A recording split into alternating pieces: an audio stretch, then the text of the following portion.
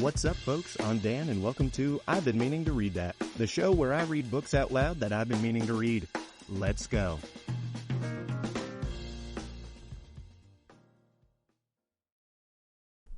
Y'all are so very, very lucky. Very lucky indeed. See, today I was supposed to spend a fair amount of time out in my yard raking up old mulch and breaking up the ground and weeding, but instead it's supposed to thunderstorm all day, which means today is an inside kind of day for me, which means I get to record another episode. Now, if you recall, last time we were reading, Jean Valjean was in the middle of a great quandary. His soul was in turmoil, trying to decide what the right thing to do was. So let's get back and figure out what he decides. It came to this, that his place in prison was still vacant, rendered vacant by his robbery of the boy, that it was empty and awaiting him, and would continue to claim him until he returned to it, and that this was inexorable. But now it seemed that he had found a substitute, the luckless Champmathieu. He could, if he chose, be in two places at once, a prisoner in the person of Champmathieu, and a member of society under the name of Madeleine, with nothing more to fear, provided he allowed the brand of infamy to be set on Champmathieu's head, the stigma which, like a tombstone, once set in place, can never be removed. All this was so appalling and so strange that it caused in him the sort of upheaval that men experience only twice or thrice in a lifetime, a spiritual convulsion compounded of all the suspect elements in the heart, irony, triumph, desperation, something that may be termed an inward burst of laughter. He suddenly relit his candle. After all, he thought, what am I afraid of? Why do I have to sit here brooding? I'm safe at last. The one door through which the past might have entered to disrupt my life has now been closed, walled up for good. The man who so nearly guessed the truth, who did guess it, by God, Javert, the bloodhound sniffing at my heels, has been thrown completely off the scent. He's got his Jean Valjean and will trouble me no more. Very likely he will choose to leave the town and go elsewhere. And none of this is my doing. I had no part in it. So what's wrong? Took a look at me, one might think that I had been overtaken by disaster. But after all, if another man is in trouble, that is not my fault. Providence has ordained it, and who am I to fly in the face of Providence? What more can I ask?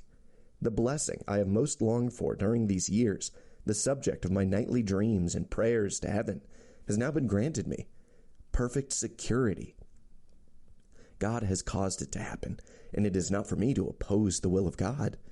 And why does God want it? So that I may continue as I have begun, to do good in the world, and to set an example to other men, to let it be seen that the way of virtue and repentance is not divorced from happiness. I no longer understand why I was afraid to visit the curé, confess to him, and ask his counsel, when clearly that is what he would have said to me. The matter has been settled. Leave things as they are. Let God have his way. Thus, he reflected in the depths of his conscience, suspended, as it were, over his personal abyss. He got up and began to pace the room. No need to think about it any more, he said. I have made up my mind. But he was far from happy.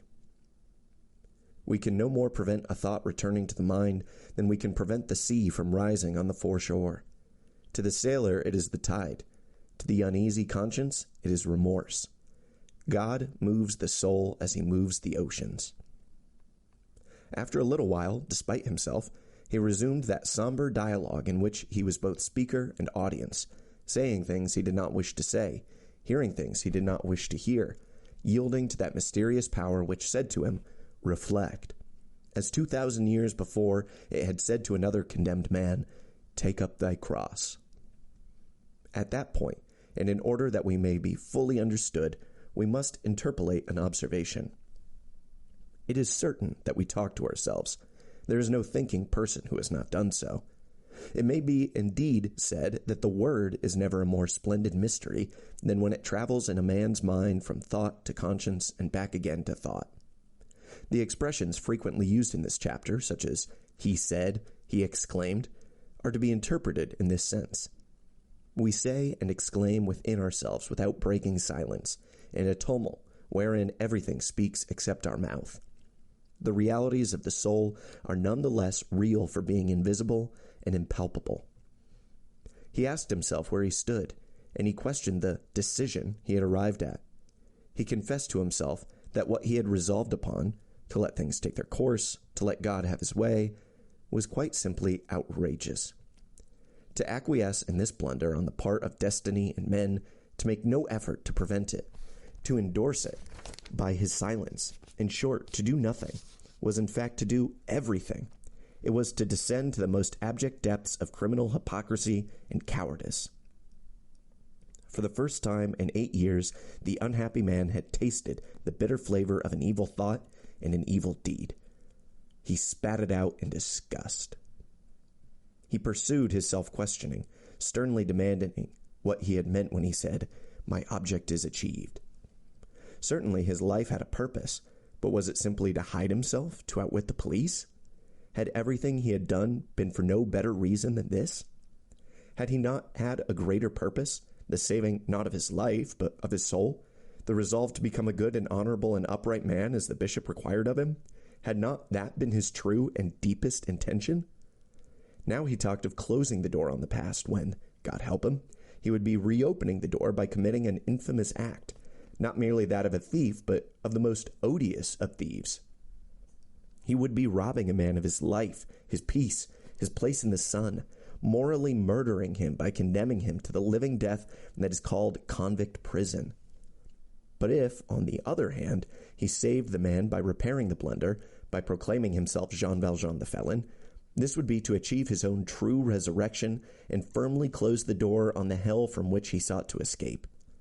To return to it in appearance would be to escape from it in reality. This was what he must do, and without it he would have accomplished nothing. His life would be wasted, his repentance meaningless, and there would be nothing left for him to say except, "Who cares?" He felt the presence of the bishop, more urgent than in life. He felt the old priest's eyes upon him, and knew that henceforth Monsieur Madeleine the mayor, with all his virtues, would seem to him abominable, whereas Jean Valjean the felon would be admirable and pure. Other men would see the mask, but the bishop would see the face.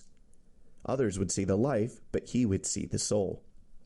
So there was nothing for it but to go to Arras and rescue the false Jean Valjean by proclaiming the true one.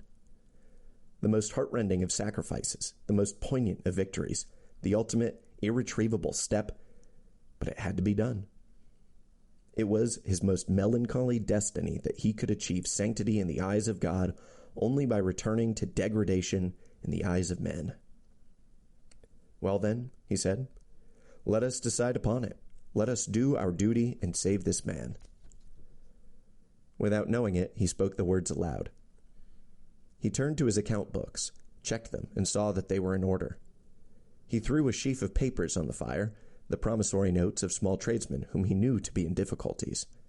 He wrote and sealed a letter addressed to Monsieur Lafitte, banker, Rue d'Artois, Paris. Opening his desk, he got out a wallet containing banknotes and the identity card he had used in the year when he went to vote in the election.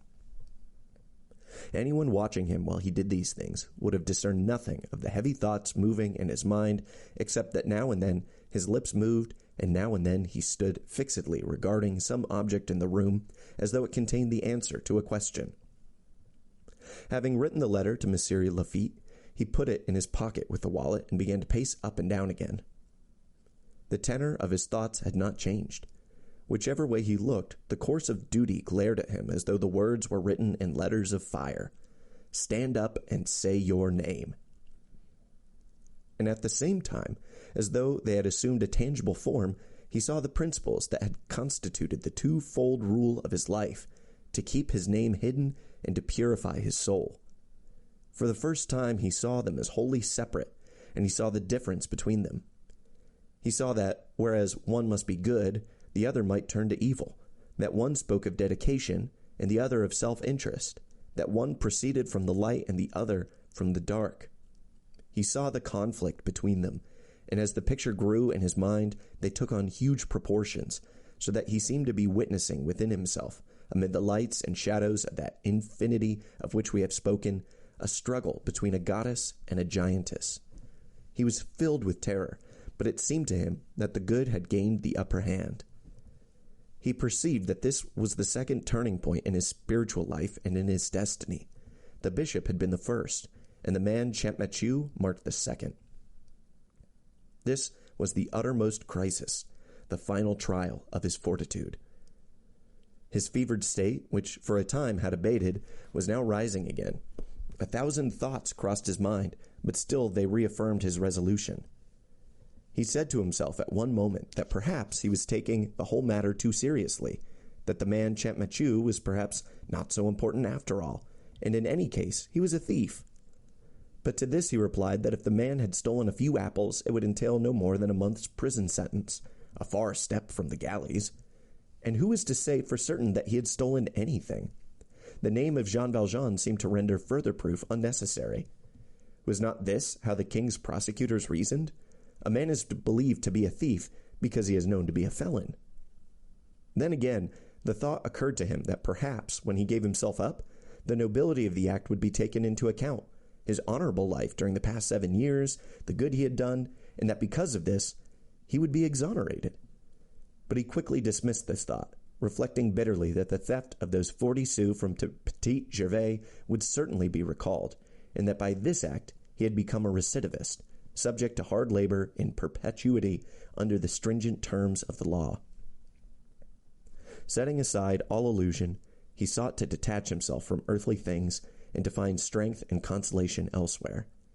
He told himself that he must do his duty and that perhaps he would be no more unhappy when he had done it than if he had evaded it and allowed the honor and dignity, the high esteem, the wealth and popularity of Monsieur Madeleine to be rendered secretly shameful by a criminal act. And what sort of taste would that leave in his mouth? Whereas, if he made this sacrifice, all would be redeemed, the squalor of imprisonment, the suffering, the endless labor and ignominy, by the assurance in his heart. Finally, he said to himself that in any event it was unavoidable. This was his destiny, and that he could not alter what had been ordained. The choice had been forced upon him between outward virtue and inward infamy, or outward degradation and purity of heart. This play of melancholy thoughts did not lessen his courage, but it wearied his brain. He began to think at random of irrelevant things. He was still pacing the room, with the blood beating violently at his temples. Midnight sounded, first from the parish church and then from the town hall. He counted the strokes, mentally comparing the 2 clocks, and this caused him to recall that a few days before he had seen in a second-hand shop an old clock bearing the name Antoine Albin de Romainville. He was cold. He stirred the fire, but it did not occur to him to shut the window.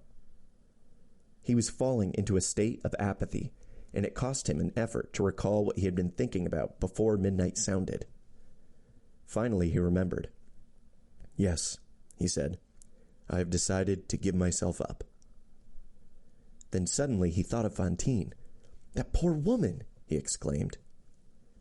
The abrupt recollection, coming, as it were, out of the blue, seemed to shed an entirely new light on his predicament. He exclaimed, "But I have been thinking of nothing but myself and my own peace of mind. I am to keep quiet or give myself up, stay hidden or save my soul, live on as a respected, despicable mayor, or as a despised but honorable galley slave. All this is pure egotism. What if I were to think of others as our Christian duty requires?" He began now to consider the consequences of his departure from the scene. The town and the whole region would suffer. The industry he had created, the work people, men and women and children, the old and needy, the many families who depended on him. He had come to a place that was moribund and made it prosperous, brought life to a desert. With his going, that life would start to ebb. Without him, the place would sink and die. And did he owe nothing to Fantine, for whose sufferings he was in some degree responsible? He had promised to retrieve her child. If he failed in this, she too would surely die, and the Lord knew what would become of the child. All this would follow if he gave himself up. And what if he did not? He paused on the question, seeming to hesitate for an instant and tremble. But then he resumed calmly. "A man will go to life imprisonment, but he was guilty of theft, no need to pretend otherwise, and I shall stay where I am, and that mother will be able to bring up her child. In 10 years I shall have amassed 10 millions, and this will enrich the whole community. The money means nothing to me. The whole region will benefit. Greater prosperity, new industries, more people. New villages will spring up where now there are only farms, and farms where now there is only waste land. Want will be abolished, and with it the crimes and vices that it causes. A rich and smiling land. And all this is to be sacrificed for what? For my personal gratification? For the sake of an heroic gesture? An act of melodrama? A woman is to die in hospital, and her child on the streets. A whole community is to suffer, to save a man from a punishment which may or may not be excessive.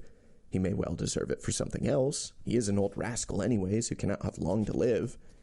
And in order that my private conscience may be appeased. But this is madness. If there is to be a weight on my conscience, it is my own affair. My duty is to others, not to myself. He got up and again began to pace the room, feeling now that his conscience was at rest. Diamonds are to be found only in the darkness of the earth, and truth in the darkness of the mind. It seemed to him that having penetrated to those depths, having groped in the heart of darkness, he had found and grasped a diamond of truth that now lay gleaming in his hand. Yes, he thought, this is the right course. There has to be a guiding principle. My mind is made up. I shall leave things as they are, and there will be no more vacillation. I am Madeline, and will continue to be Madeline. And as for the man who now bears the name of Valjean, so much the worse for him. I am no longer Valjean. I do not know him, and he is no concern of mine. If another man has been inflicted with his name, that is the work of chance, and chance alone is responsible. He looked at himself in the mirror over the mantel-shelf. The relief of having decided. Already I feel a new man. He resumed his pacing of the room, but abruptly stopped, arrested by the thought that, now his decision had been taken, he must shirk none of its consequences. There were still objects concealed in that room which linked him with Jean Valjean and might bear witness against him if they were not destroyed. Getting a small key out of his purse, he inserted it in a keyhole which was scarcely visible even to himself, so lost was it in the darker tints of the wallpaper. He opened the door of a cupboard, a sort of wardrobe built in between the projecting chimney and the corner of the room.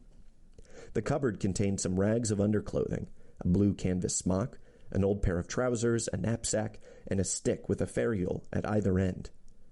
Anyone who had seen Jean Valjean on his way through D in October of 1815 would have recognized these things. He had preserved them, with the silver candlesticks, as a reminder of the day when he had started life anew. But whereas he hid the prison relics, the bishop's candlesticks were openly displayed. He looked furtively towards the door as though he feared that it might suddenly open, bolted though it was. Then, with a single rapid movement, and without a glance at the relics which he had perilously guarded for so long, he tossed the whole bundle, rags, stick, and knapsack, onto the fire. He closed the cupboard, and as an added precaution, meaningless now that it was empty, moved a large piece of furniture in front of it to conceal the door. In a very short time the room was lit up as the bundle burst into flame, while the thorn stick crackled, sending sparks far across the floor. As the knapsack with its squalid contents disintegrated, something gleamed amid the embers. Closer examination would have shown that it was a coin, doubtless the 40-sou piece stolen from a small boy. But he was not looking at the fire. He had resumed his steady pacing of the room. His eye was caught suddenly by the faint reflection of firelight in the silver candlesticks on the mantelpiece. Another reminder of Jean Valjean, he thought. I must get rid of them. And he took them down. The fire was still hot enough to melt them into a shapeless lump of metal. For a moment he bent over it, warming himself with a genuine sense of comfort. How pleasant the heat is, he thought. He stirred the embers with one of the candlesticks. In another minute both would have been on fire. But at that moment it seemed to him that he heard a voice speaking within him. Jean Valjean! Jean Valjean! The words filled him with terror, and the hair rose on his scalp. So be it, said the voice. Finish what you have begun. Destroy the candlesticks, blot out the memory, forget the bishop, forget everything, and think well of yourself. You have decided. An old man who understands nothing of what has happened, whose only crime may be that your name is now inflicted upon him, is to be sentenced in your place, condemned for the rest of his days to abjection and servitude. And you will remain an upright citizen, the respected and honored Monsieur le Maire. You will enrich the town, feed the poor, protect the orphan, and live happy in the light of every man's esteem, while another man bears the blue smock and the fetters which are rightly yours, and bears your name in degradation. How fortunately things have turned out for you." The sweat had started on his brow, and he stared haggardly into the flame. But the speaker in his heart had still not finished. "Many voices will praise you, Jean Valjean. Many will bless you. But there is one man who will not hear them, and will curse you in his darkness. Take good heed. The blessings will fall away before they are heard in heaven, and only the curse will reach God." The voice, weak at first and rising from the depths of his conscience, had gained in power until it rang in his ears, seeming now to come from somewhere outside himself, the last words so loud that he gazed round in terror and cried, "Is someone there?" Then answered the question with a foolish laugh. "I'm being stupid. There can't be anyone." There was someone nonetheless, but it was not someone whom the human eye could see. He put the candlesticks back on the mantelpiece, and the mournful regularity of his footsteps up and down the room disturbed the slumbers of the sleeper in the room below. The act of walking both soothed and stimulated him. There are moments of crisis when we seek release and movement, as though to take counsel with any random object that meets our eye. But now it served only to heighten the consciousness of his predicament.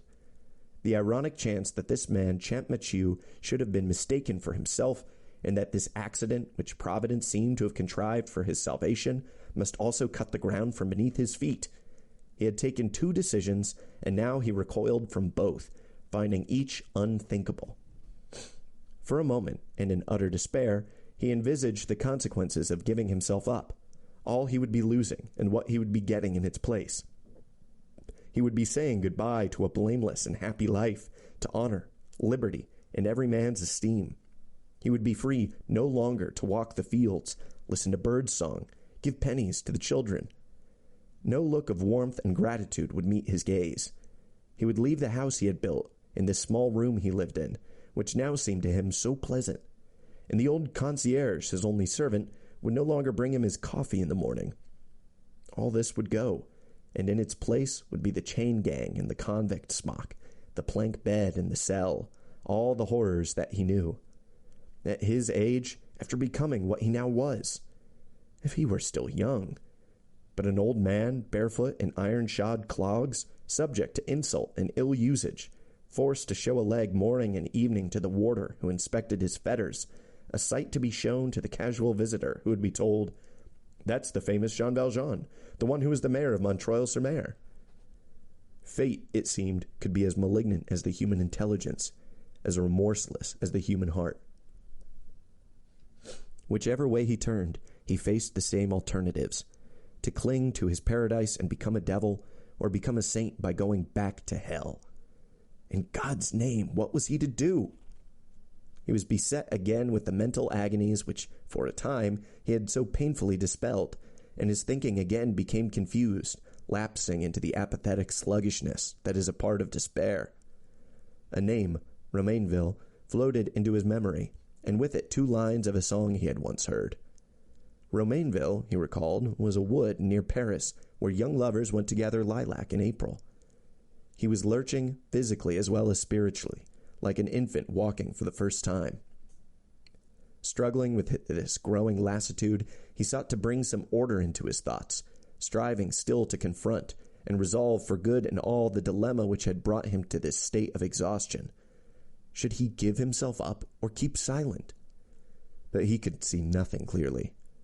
The notions that flooded through his mind were becoming clouded, vanishing in smoke.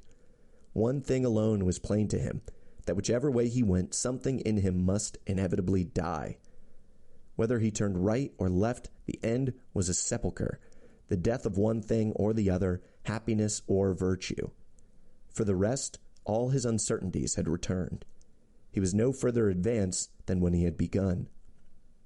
Thus he strove in torment, as another man had striven 1,800 years before him, the mysterious being in whom were embodied all the saintliness and suffering of mankind. He, too, while the olive leaves quivered around him, had again and again refused the terrible cup of darkness urged upon him beneath a sky filled with stars. End of Chapter 3.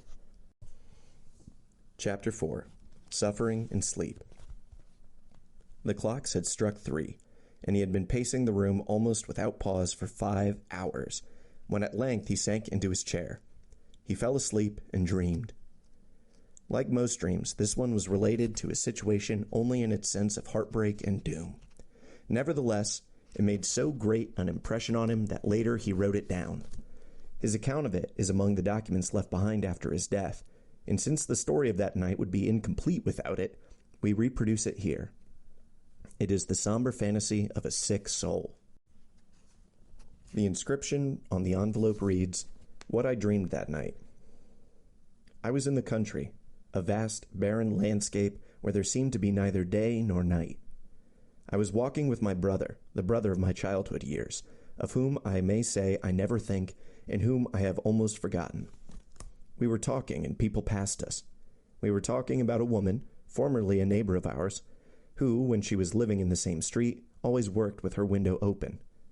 As we talked about her, we felt the chill of that open window. There were no trees to be seen. A man passed close to us. He was naked, the color of ashes, and he was riding a horse the color of earth. He was hairless. We could see his bare skull and the veins on it. He carried a wand in his hand, supple as a vine twig and heavy as iron. He passed by and said nothing. My brother said, "Let us go by the sunken road." There was no shrub to be seen in the sunken road, nor any patch of moss. Everything was the color of earth, even the sky. I said something as we walked along, and there was no reply. I found that my brother was no longer there. I came to a village and thought when I saw it that it must be Romainville. Why Romainville? The street by which I entered was deserted. I turned into a second street. At the corner of the two streets, a man was standing with his back to the wall. I asked him, "What is this place? Where am I?" He did not answer. I saw the open door of a house and went in. There was no one in the first room. I went into the next. Behind the door of this room, a man was standing with his back to the wall. I asked him, "Whose house is this? Where am I?" He did not answer. The house had a garden. I went into the garden. It was empty. Behind the first tree, I found a man standing. I asked him, "What garden is this? Where am I?" He did not answer. I wandered through the village and perceived that it was a town. All the streets were deserted, all the doors were open. No living person passed along the streets or moved in the rooms or walked in the gardens. But at every street corner, and behind every doorway and every tree, a man stood and was silent. I never saw more than one at a time. They watched me as I passed. I left the town and walked on through the fields. After a time, I looked back and saw a large crowd coming behind me. I recognized all the men I had seen in the town. They bore themselves strangely. Without seeming to hurry, they were walking faster than I. They made no sound as they walked. In a very little while, they had caught up with me and surrounded me. The men's faces were the color of earth. The man whom I had first seen in question when I entered the town now said to me, "Where are you going? Don't you know that you have been dead for a long time?" I opened my mouth to reply, and found that there was no one there.